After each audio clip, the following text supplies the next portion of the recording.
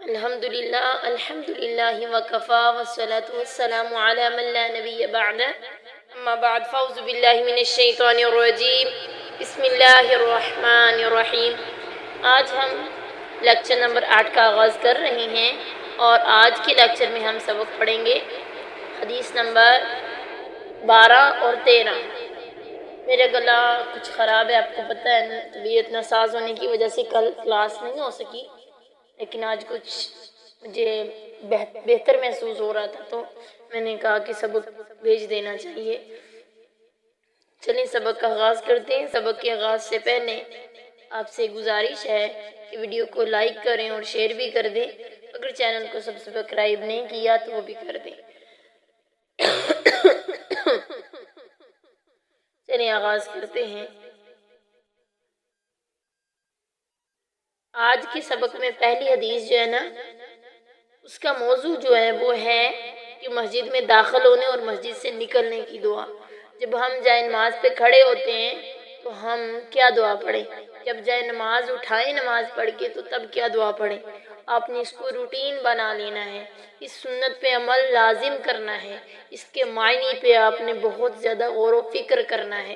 جب معنی پہ غور و فکر کریں گی تو آپ کو سمجھ آئے گی کہ ہم تو اللہ سے کتنی بڑی چیز مانگ رہے ہیں، اللہ ہمیں کتنی بڑی چیزیں عطا کر رہا ہے، کہ یہ نماز مسجد میں آنا باعث برکت ہے، مسجد سے جانا بھی باعث فضل ہے، کہ اگر مسجد میں آتے ہیں اللہ کی رحمتوں کا سوال کرتے ہیں، جب مسجد سے جاتے ہیں نماز پڑھ کے جاتے ہیں اللہ کا فضل ملتا ہے۔ یعنی فضل کسے کہتے ہیں؟ فضل کہتے ہیں ایک چیز کی زیادہ ہونے کو، یعنی کہ جیسے کہ ایک مثال ہے کہ ماں اپنے بچے کو ڈیلی کے 10 روپے دیتی ہے، تو کسی دن خوشی میں آ کے ماں ٹپ کے طور پر کیا دے دیتی ہے؟ 10 روپے زائد دے دیتی ہے۔ وہ کیا ہے؟ فضل ہے، یعنی زیادہ کسی چیز کا مل جانا ہے۔ جس طرح کے ایک ڈرائیور ہے، وہ ٹیکسی چلاتا ہے، تو ٹیکسی ڈرائیور ہے تو وہ گاڑی چلا رہا ہے، تو جو لوگ بیٹھے ہیں مسافر، وہ جس مقام پہ انہیں اتارا ہے اپنے کرائے سے بڑھ کر تھوڑے سے پیسے زائد دیں، اسے ہم کیا کہتے ہیں؟ ٹپ دی گئی ہے، تو وہ فضل ہے۔ اسی طرح اللہ تعالیٰ سے یہ عبادت ہم نے کی ہے، اللہ سے بڑا کچھ مانگا ہے، اور جاتے جاتے اللہ سے کہہ رہے ہیں اللہ میں فضل بھی تو عطا کر دینا، جو مانگا ہے اس سے کچھ زائد بھی عطا کر دینا۔ کتنی پیاری بات ہے نا۔ چلیں حدیث پڑھتے ہیں، وہ اس سے بھی زیادہ پیاری ہے۔ عن ابی اسید، حضرت ابی اسید سے روایت ہے، قال، وہ بیان کرتے ہیں، قال رسول اللہ صلی اللہ علیہ وسلم، آپ صلی اللہ علیہ وسلم نے ارشاد فرمایا، اذا دخل احدکم المسجد، جب تم میں سے کوئی مسجد میں داخل ہو، فلیقل، چاہیے کہ وہ کہے، اللہم افتح لی ابواب رحمتک، اے اللہ میں تجھ سے تیری رحمتوں کا سوال کرتا ہوں، اے اللہ میرے لیے، سوال نہیں، اے اللہ میرے لیے کھول دے اپنی رحمت کے دروازے، اللہم، اے اللہ، افتح لی ابواب، کھول دے میرے لیے دروازے، رحمتی کا، اپنی رحمت کی۔ سبحان اللہ۔ وَإِذَا خَرَجَ، اور جب مسجد سے نکلے، فَلْيَقُولْ، تو کہے، اللہم انی اسألک من فضلک، کہ اے اللہ میں تجھ سے تیرے فضل کا سوال کرتا ہوں۔ سبحان اللہ، کتنی پیاری دعائیں ہیں۔ تو جب مسجد میں داخل ہونا ہے، نبی صلی اللہ علیہ وسلم نے فرمایا پہلے دایاں پاؤں رکھیں، جب مسجد سے نکلنا ہے پہلے بایاں پاؤں باہر نکالیں، جب مسجد میں داخل ہونا ہے تو دایاں پاؤں رکھتے ہوئے یہ دعا پڑھیں، اللہم افتح لی ابواب رحمتک، اور جب مسجد سے نکلنا ہے یعنی جب جائے نماز اٹھانی ہے ہم نے تو کیا کہنا ہے؟ اللہم انی اسألک من فضلک۔ اب آپ کہیں گے کہ ہم تو مسجدوں میں جاتے ہی نہیں ہیں، ہم تو عید والے دن گئی، کبھی جمعے والے دن چلی گئی۔ پیاری بہنا، پیاری شہزادی، پیاری عزیزہ، آپ کی مسجد آپ کا گھر ہے۔ گھر کے اندر جب 5 وقت کی نماز پڑھتی ہو تو 5 وقت جائے نماز بچھاتی ہو اور اٹھاتی ہو، وہ آپ کی مسجد ہے، وہ ہماری مسجد ہے۔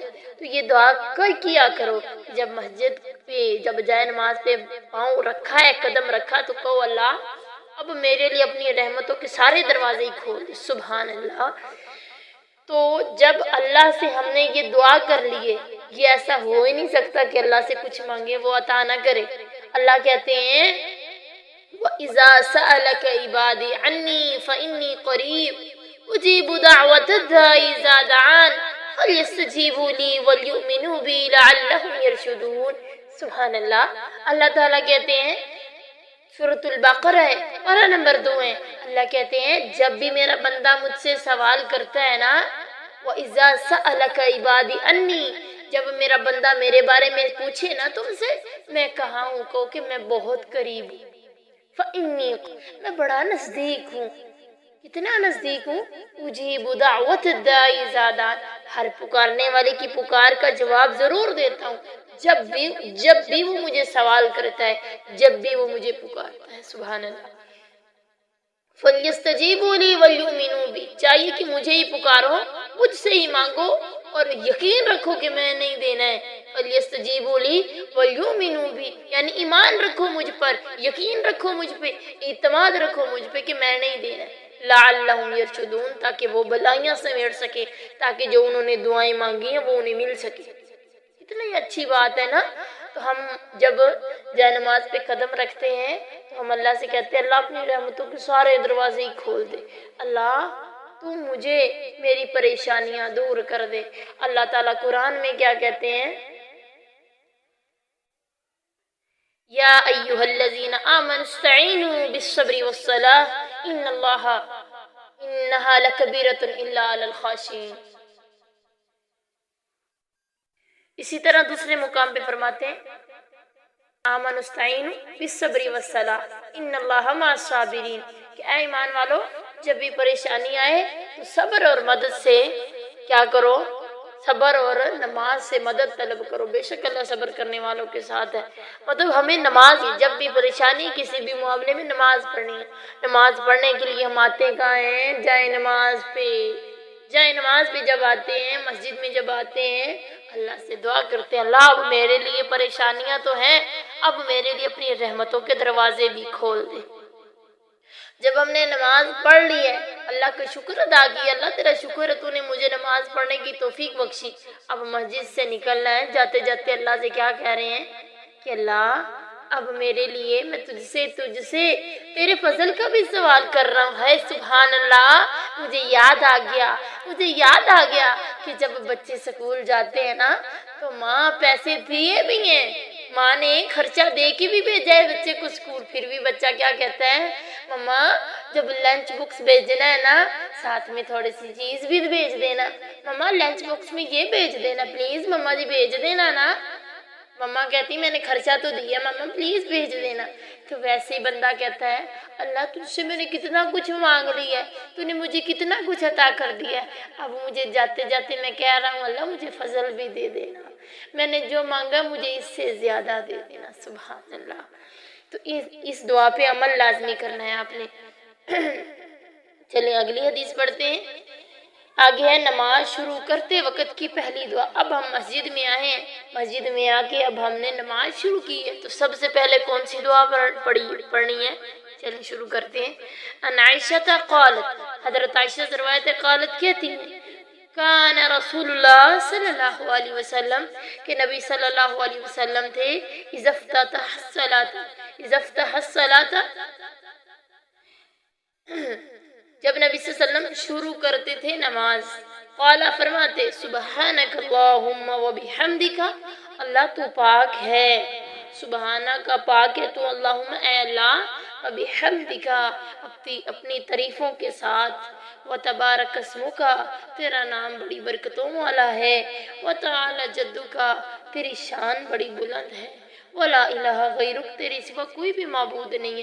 حضرت عائشہ کہتی ہیں نبی صلی اللہ علیہ وسلم جب نماز کے لیے تکبیر تحریمہ کے بعد نبی صلی اللہ علیہ وسلم اللہ اکبر کرنے کے بعد نبی صلی اللہ علیہ وسلم پڑھتے دعا تو یہ پڑھتے، کتنی پیاری دعا ہے نا، کہ جس طرح ہم اپنی ماں سے ہم کہتے ہیں نا کچھ چیز منوانی ہو، کوئی کام کروانا ہو، امی آپ کتنی پیاری ہو نا، اب میری سونی امی ہو، اب میری سونی میٹھی امی ہو، میری پیاری ماں ہو، میرے پیارے بابا ہو، مجھے ٹرپ پہ بھیج دیجئے نا۔ بچے اس طرح ماں باپ سے لاڈیاں کر رہے ہوتے ہیں، माँ बाप से बात मनवाने के लिए इस तरह बातें कर रहे होते हैं। बंदा भी जब रब के सामने हजूर पेश होता है ना, अल्लाह के सामने हाथ बांध के इल्तिजा कर रहा है, अल्लाह मैं तेरा गुनहगार बंदा हूँ, अल्लाह मैं इल्तिजा कर रहा हूँ, तू मेरा सोना रब है, अल्लाह तू तो पाक व बालतर है, सारी तारीफें तेरे लिए हैं।